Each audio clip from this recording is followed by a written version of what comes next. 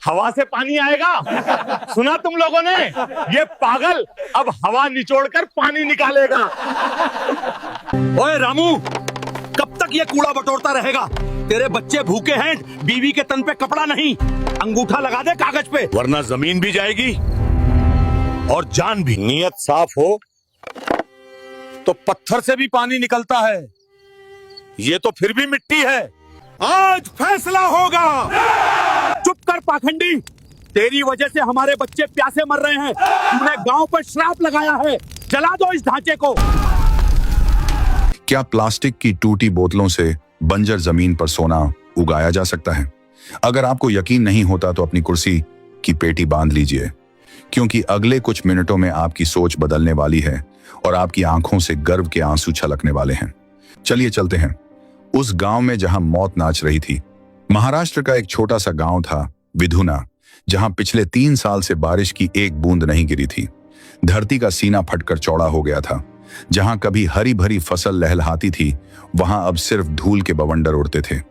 कुएं सूख चुके थे, तालाबों में सिर्फ कीचड़ और मरी हुई मछलियां बची थीं। गांव के आधे लोग शहर जा चुके थे और जो बचे थे वो या तो बूढ़े थे या वो जिनके पास जाने के लिए किराया नहीं था। हर दूसरे दिन किसी न किसी पेड़ से लटकी हुई लाश मिलती थी, क्योंकि कर्ज का बोझ प्यास से ज्यादा भारी हो गया था। गांव की हवा में सिर्फ मातम और मायूसी थी। जानवरों की पसलियां बाहर निकल आई थीं और बच्चों के पेट भूख से फूल गए थे। लेकिन इसी मरघट जैसी शांति के बीच एक आदमी था जो हार मानने को तैयार नहीं था। उसका नाम था रामकिशन। रामकिशन की उम्र यही कोई 50 साल रही होगी। चेहरे पर झुर्रियां थीं जो समय से पहले आ गई थीं, और शरीर ऐसा जैसे हड्डियों पर सिर्फ चमड़ी मढ़ दी गई हो। उसके बाल धूप में जलकर तांबे जैसे रंग के हो गए थे और दाढ़ी बढ़ी हुई थी। गांव वाले उसे पागल कहते थे, क्योंकि जब बाकी किसान सरकार को कोसते थे या मंदिरों में जाकर सिर फोड़ते थे, रामकिशन गांव के कूड़ेदानों में मुंह मारता था। वो शहर से आने वाली बसों के पीछे भागता और यात्रियों द्वारा फेंकी गई पानी की खाली प्लास्टिक की बोतलें जमा करता। वो कबाड़ से लोहे के पाइप, पुराने टायर और कांच के टुकड़े बीनता रहता। उसका घर कबाड़खाना बन चुका था। उसकी पत्नी सुमित्रा अक्सर रोती थी कि खाने को दाना नहीं है और यह आदमी घर में कचरा भर रहा है। लेकिन रामकिशन की आंखों में एक अजीब सी चमक थी। एक जुनून था जो उसे सोने नहीं देता था। वह अक्सर अपनी सूखी हुई जमीन पर कान लगाकर लेट जाता था, जैसे धरती के दिल की धड़कन सुनने की कोशिश कर रहा हो। गांव का सबसे अमीर आदमी और जमींदार था ठाकुर गजराज सिंह। गजराज सिंह एक क्रूर और लालची इंसान था, जिसकी हवेली में आज भी जनरेटर चलता था और एसी की हवा आती थी। उसके पास पानी का अपना टैंकर आता था, जबकि गांव वाले एक एक घूंट के लिए तरसते थे। गजराज चाहता था कि गांव के सारे किसान अपनी जमीनें उसे कौड़ियों के भाव बेच दें, ताकि वो वहां एक केमिकल फैक्ट्री लगा सके। वो जानता था कि सूखा जितना लंबा चलेगा, उसका काम उतना आसान होगा। वो गांव वालों को भड़काता था कि इस जमीन पर अब कभी पानी नहीं आएगा, इसे बेच दो और शहर जाकर मजदूरी करो। आधे से ज्यादा गांव वाले उसकी बातों में आ चुके थे। कईयों ने तो अंगूठा लगा भी दिया था, लेकिन रामकिशन ने अपनी जमीन बेचने से मना कर दिया था।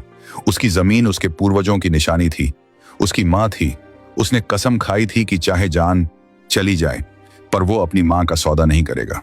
एक शाम जब सूरज ढल रहा था और पूरा आसमान खून जैसा लाल हो गया था, गजराज अपने 4 लठैत गुंडों के साथ रामकिशन के घर पहुंचा। रामकिशन अपने आंगन में बैठा उन प्लास्टिक की बोतलों को काट रहा था और उन्हें एक अजीब से ढांचे में जोड़ रहा था। उसके हाथ जगह जगह से कटे हुए थे और खून बह रहा था, पर उसे कोई होश नहीं था। गजराज ने अपनी मूंछों पर ताव देते हुए कहा, क्यों बे रामू, कब तक यह कबाड़ इकट्ठा करेगा? देख, तेरे बच्चे भूख से बिलबिला रहे हैं। तेरी बीवी के तन पर ढंग की साड़ी नहीं है। मेरी बात मान, अंगूठा लगा कागज पर और पैसे लेकर निकल जा, वरना यह जमीन तो जाएगी ही, साथ में जान भी जाएगी। रामकिशन ने सिर नहीं उठाया। वो अपनी मशीन के एक तार को कस रहा था। उसने धीमे स्वर में कहा, ठाकुर साहब, यह जमीन मेरी माँ है और माँ को बेचा नहीं जाता। और रही बात पानी की, तो वो आएगा, जरूर आएगा। आसमान से नहीं तो हवा से आएगा। मेरे बाप दादा कहते थे कि जब नीयत साफ हो तो पत्थर से भी पानी निकलता है। यह तो फिर भी मिट्टी है। गजराज और उसके गुंडे जोर से हंसे। उनकी हंसी सूखे गांव की खामोशी में चुभ रही थी। हवा से पानी आएगा सुना? तुम लोगों ने, यह पागल अब हवा निचोड़कर पानी निकालेगा। गजराज ने गुस्से में रामकिशन की बनाई हुई आधी मशीन को लात मारी। लोहे का ढांचा गिर गया और कांच टूट गया। ठीक है बेटा, देखते हैं तेरी हवा कब प्यास बुझाती है।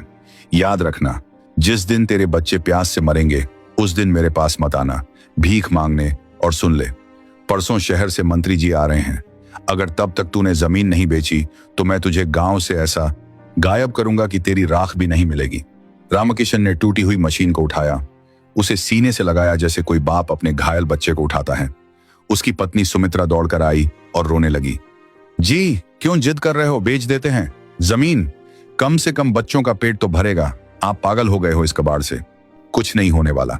रामकिशन ने सुमित्रा के आंसू पोंछे और उसकी आंखों में झांक कर कहा, पगली दुनिया चमत्कार को नमस्कार करती है पर कोशिश करने वाले को पागल कहती है। बस एक बार मेरा भरोसा कर, अगर यह सफल हो गया तो हमारे गांव की तकदीर बदल जाएगी। मैंने शहर में देखा था, सुमित्रा, जब एसी चलता है तो उसके पीछे से पानी टपकता है, जब फ्रिज से ठंडी बोतल निकालते हैं तो उस पर पानी आ जाता है। हवा में पानी है, बस उसे पकड़ना है। मुझे थोड़ा वक्त दे दे, बस थोड़ा वक्त। उस रात रामकिशन सोया नहीं। उसे विज्ञान की कोई किताबी जानकारी नहीं थी, लेकिन उसने प्रकृति को गौर से देखा था। उसने देखा था कि सर्दियों की सुबह जब बारिश नहीं होती तब भी लोहे के लोटे पर पानी की बूंदें जम जाती हैं, ओस की बूंदें। उसने सोचा कि अगर वो हवा में मौजूद नमी को पकड़ ले तो शायद बूंद बूंद करके इतना पानी जमा हो जाए कि कम से कम फसल जिंदा रह सके। यह एक पागलपन भरा विचार था, लेकिन डूबते को तिनके का सहारा काफी होता है। उसने अपनी पत्नी की पुरानी साड़ियों, कांच के टुकड़ों और प्लास्टिक की बोतलों से एक बड़ा सा ढांचा तैयार किया। उसने जमीन के अंदर गहरे गड्ढे खोदे और उसमें तांबे के पुराने पाइप डाले जो उसने कबाड़ से खरीदे थे। यह देखने में किसी एलियन के जहाज जैसा लगता था। उसने उसे अपने खेत के बीचों बीच खड़ा कर दिया। अगले 2 दिन रामकिशन ने पागलों की तरह काम किया। न उसने खाना खाया, न पानी पिया। उसके होंठ पपड़ी बनकर फट चुके थे, आंखें धंस गई थीं। गांव वाले वहां से गुजरते और उस पर थूकते। कोई कहता कि रामकिशन ने खेत में भूत खड़ा कर दिया है, कोई कहता कि इसने अपनी बुद्धि पूरी तरह खो दी है। बच्चे उसे पत्थर मारते। सुमित्रा भी अब थक चुकी थी। वो घर के कोने में बैठकर बस भगवान से मौत मांग रही थी। दिन बीतते गए, गर्मी और बढ़ गई। पारा 48 डिग्री को पार कर गया। पक्षी उड़ते उड़ते गिर रहे थे, लेकिन रामकिशन रोज सुबह अपने खेत में जाता और उस मशीन के नीचे रखे मटके को देखता। मटका खाली रहता। वो निराश होता, लेकिन हारता नहीं। वो फिर से मशीन में कुछ बदलाव करता। कभी पाइप का कोण बदलता, कभी कांच की जगह बदलता। वो हर रोज फेल हो रहा था, लेकिन हर फेलियर उसे सफलता के करीब ले जा रहा था। वो खुद से बातें करता, अरे ओ बादल, अगर तू नहीं बरसेगा तो क्या हम मर जाएंगे? मैं तुझे धरती पर खींच कर लाऊंगा, देख लेना। उधर गजराज सिंह का धैर्य जवाब दे रहा था। फैक्ट्री के मालिक का दबाव था कि जमीन जल्दी खाली कराओ। कल मंत्री जी आने वाले थे और गजराज चाहता था कि उनके आने से पहले यह जमीन का मसला हल हो जाए। उसने एक बहुत ही घिनौनी चाल चली। उसने गांव के पुजारी को पैसे खिलाकर यह अफवाह फैला दी कि रामकिशन ने खेत में जो यंत्र लगाया है वो कोई मशीन नहीं बल्कि एक तांत्रिक टोटका है। वो काली शक्तियों को बुला रहा है, जिसकी वजह से इंद्र देवता नाराज हो गए हैं और इसी वजह से बारिश नहीं हो रही है। जब तक वो मशीन और बारिश नहीं हो रही है, रामकिशन गांव में है, तब तक बारिश की एक बूंद नहीं गिरेगी। अंधविश्वास की पट्टी आंखों पर बंधे भूखे प्यासे गांव वाले भड़क गए। भूख इंसान को जानवर बना देती है और अंधविश्वास उसे शैतान बना देता है। अमावस्या की काली रात थी। हवाएं भी डरावनी आवाज कर रही थीं। रामकिशन अपने खेत में अपनी मशीन के पास बैठा था। वो बहुत थक चुका था। उसने मशीन पर हाथ फेरा और बोला, बस आज की रात है मेरे दोस्त। अगर कल सुबह तक तूने पानी नहीं दिया तो शायद हम दोनों नहीं बचेंगे। तभी उसे दूर से शोर सुनाई दिया। उसने देखा कि गांव की तरफ से सैकड़ों मशालें उसकी तरफ आ रही हैं। लोग चिल्ला रहे थे, मारो पाखंडी को, जला दो। सब कुछ, पूरा गांव गजराज के साथ था। उनके हाथों में लाठियां, पत्थर और जलती हुई मशालें थीं। रामकिशन खड़ा हो गया। उसके पैर कांप रहे थे, लेकिन वो भागा नहीं। उसने हाथ जोड़कर कहा, भाइयों, ऐसा मत करो। यह कोई जादू नहीं है, यह विज्ञान है। यह हमारी आखिरी उम्मीद है। इसे मत तोड़ो, यह हमारे बच्चों का भविष्य है। चुप कर पाखंडी, तेरी वजह से हमारे बच्चे प्यासे मर रहे हैं। तूने गांव पर श्राप लगाया है, जला दो इस ढांचे को। भीड़ ने पत्थर बरसाने शुरू कर दिए। एक पत्थर रामकिशन के माथे पर लगा, खून की धार बह निकली। वो अपनी मशीन को बचाने के लिए उससे लिपट गया, जैसे कोई माँ अपने बच्चे को बचाने के लिए आग में कूद जाती है। लेकिन भीड़ में दया नहीं थी। उन्होंने रामकिशन को बालों से पकड़कर खींचा और लाठियों से पीटना शुरू कर दिया। रामकिशन चिल्लाता रहा, अरे मुझे मार लो, पर मशीन को मत तोड़ो, उसमें पानी है, उसमें जीवन है। लेकिन किसी ने नहीं सुनी। एक आदमी ने जलती हुई मशाल उस ढांचे पर फेंक दी। प्लास्टिक की बोतलें और पुरानी साड़ियां धू धू करके जलने लगी। आग की लपटें आसमान छूने लगी। रामकिशन को लोगों ने खींचकर पीटा और दूर फेंक दिया। वो खून से लथपथ जमीन पर पड़ा अपनी मेहनत को जलते हुए देख रहा था। उसकी आंखों के सामने उसका सपना राख हो रहा था। सुमित्रा दौड़कर आई और रामकिशन के ऊपर लेट गई ताकि उसे और मार न पड़े। उसने रोते हुए हाथ जोड़े, छोड़ दो, इसे मर जाएगा ये। गजराज ने हंसते हुए कहा, देख लिया रामू, हवा से पानी तो नहीं निकला, पर आग जरूर निकल गई। अब ये आग तेरे पापों को जलाएगी। कल सुबह मंत्री जी आएंगे तो उन्हें यहां सिर्फ राख मिलेगी, और तू अगर कल सुबह तक गांव में दिखा तो तुझे भी इसी राख में मिला दूंगा। चलो भाइयों, काम हो गया। भीड़ चली गई। गजराज चला गया, पीछे रह गया सिर्फ सन्नाटा और जलती हुई आग की चिटाहट। रामकिशन बुरी तरह घायल था। उसकी पसलियां शायद टूट चुकी थीं। सुमित्रा उसे उठाने की कोशिश कर रही थी, लेकिन रामकिशन की नजरें उस जलते हुए मलबे पर टिकी थीं। उसने सुमित्रा का हाथ हटाया और घिसटता हुआ उस आग के पास जाने लगा। सुमित्रा चिल्लाई, जी क्या कर रहे हो, जल जाओगे। रामकिशन नहीं रुका। वो उस आग के पास जाकर बैठ गया। गर्मी इतनी थी कि उसकी त्वचा झुलस रही थी, लेकिन उसे दर्द महसूस नहीं हो रहा था। वो बस रो रहा था, हे भगवान, मैंने तुझसे पानी मांगा था, तूने आग दे दी। क्या एक गरीब किसान की मेहनत की कोई कीमत नहीं है? क्या हम सिर्फ मरने के लिए पैदा हुए हैं? वो पूरी रात उस आग के पास बैठा रहा। आग धीरे धीरे बुझने लगी, लेकिन पाइप अभी भी गर्म थे और जमीन के नीचे की ठंडक कुछ और ही कहानी लिख रही थी। विज्ञान अपना काम कर रहा था। आग की भीषण गर्मी ने ऊपर की हवा को बहुत गर्म कर दिया था, और तांबे के पाइप जो जमीन के अंदर थे वो ठंडे थे। तापमान का यह अंतर कंडेंसेशन यानी संघनन की प्रक्रिया को कई गुना तेज कर रहा था। जो काम हफ्तों में होना था वो उस आग की वजह से कुछ घंटों में हो रहा था।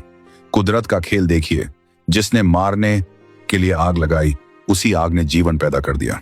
अगली सुबह सूरज निकला, लेकिन यह सुबह रोज जैसी नहीं थी। गांव के बाहर गाड़ियों का काफिला रुका।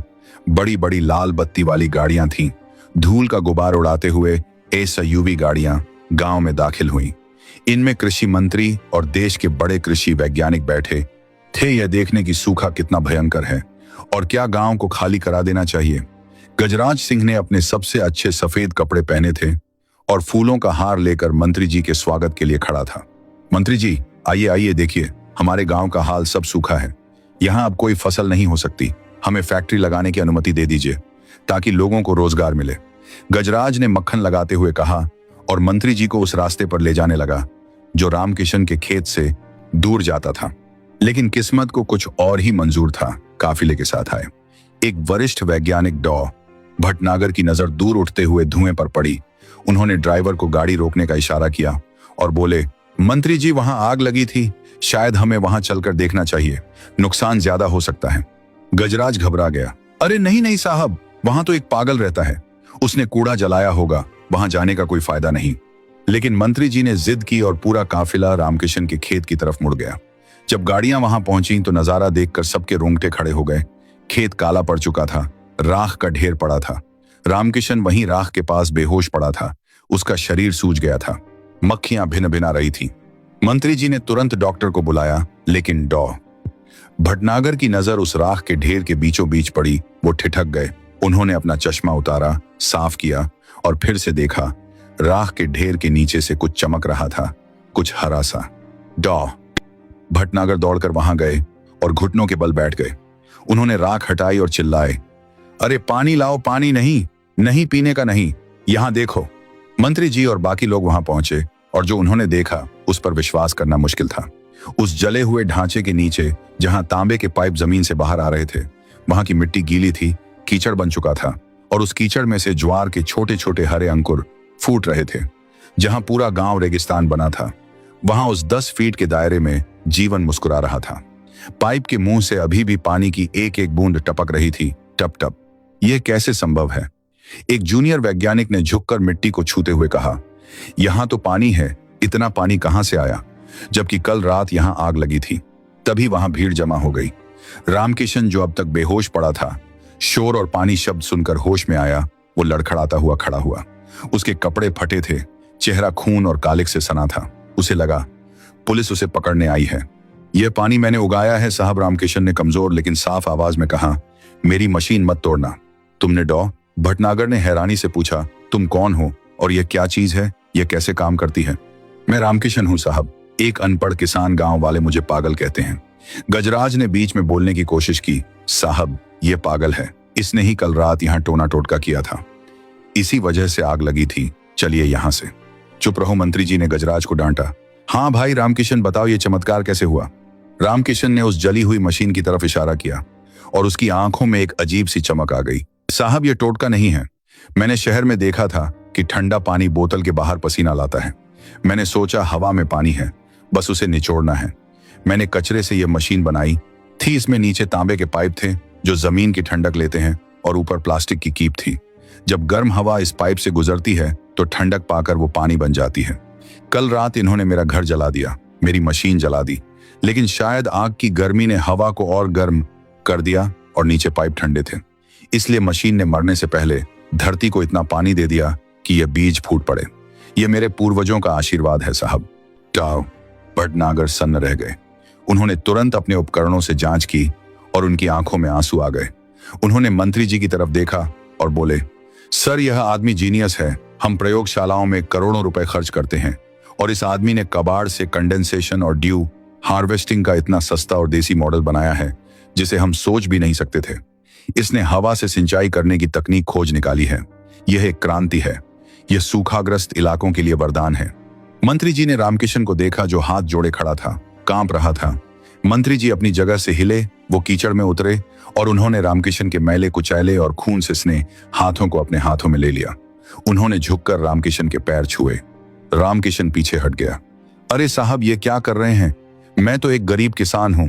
नहीं, मंत्री जी ने रुंधे गले से कहा। आप गरीब नहीं हैं रामकिशन जी, आप इस देश के सबसे अमीर आदमी हैं। आपने वो कर दिखाया जो हमारी डिग्री और पैसा नहीं कर पाया। आपने उम्मीद उगाई है। गजराज सिंह का चेहरा पीला पड़ गया था।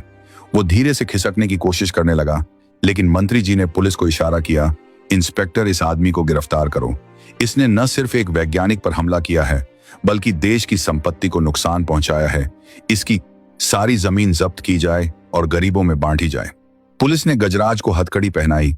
गांव वाले जो कल तक रामकिशन को पत्थर मार रहे थे आज शर्म से सिर झुकाए खड़े थे। सुमित्रा दौड़कर आई और अपने पति के चरणों में गिर पड़ी।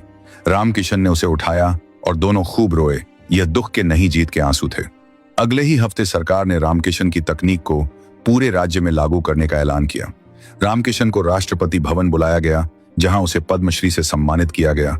जब वो स्टेज पर चढ़ा तो उसने वही फटी हुई धोती पहनी थी। उसने सूट पहनने से मना कर दिया था। जब राष्ट्रपति जी ने उसे मेडल पहनाया तो पूरा हॉल तालियों से गूंज उठा। रामकिशन ने माइक पर बस इतना कहा, खेत में पसीना बहाने वाला किसान कभी अनपढ़ नहीं होता। उसे कुदरत की भाषा पढ़नी आती है। हम मिट्टी से सोना उगाना जानते हैं। बस आप लोग हमें थोड़ा सम्मान दे दो। हमें भीख नहीं चाहिए। और हाँ, कभी किसी पागल के सपने का मजाक मत उड़ाना, क्योंकि अक्सर पागल ही इतिहास रचते हैं। उस दिन के बाद विधुना गांव की तस्वीर बदल गई। रामकिशन की कचरे वाली मशीन अब हर खेत में लगी थी। वैज्ञानिकों ने उसे थोड़ा और बेहतर बना दिया था। गांव फिर से हरा भरा हो गया था। बंजर जमीन पर सच में सोना उगाया था। रामकिशन आज भी अपने खेत में बैठता है, लेकिन अब लोग उसे पागल नहीं, कृषि वैज्ञानिक रामकिशन कहते हैं। दोस्तों, रामकिशन की कहानी हमें सिखाती है कि साधन कम होने से सफलता नहीं रुकती, बस साधना सच्ची होनी चाहिए। दुनिया आपको पागल कहेगी, आपको जलाएगी, आपको तोड़ेगी, लेकिन अगर आपके इरादे में रामकिशन जैसी जिद है तो एक दिन वही दुनिया आपके लिए तालियां बजाएगी। अगर इस किसान के जज्बे ने आपके दिल को छुआ है तो इस वीडियो को हर उस इंसान तक पहुंचाएं जो अपनी जिंदगी से हार मान रहा है। कमेंट में बताएं कि आप किस शहर से यह कहानी सुन रहे हैं।